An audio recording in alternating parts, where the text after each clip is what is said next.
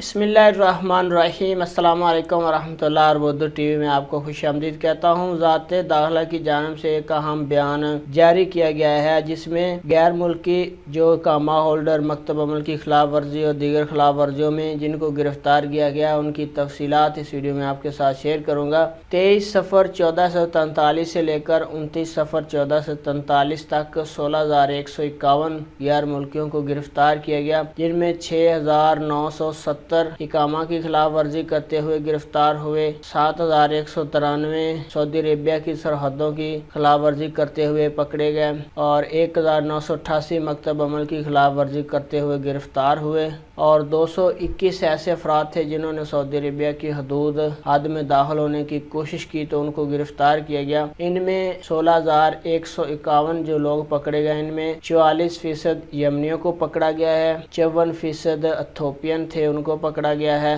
2% बाकी जिनसिया के लोग जो सऊदी अरेबिया में मौजूद हैं वो पकड़े गए हैं।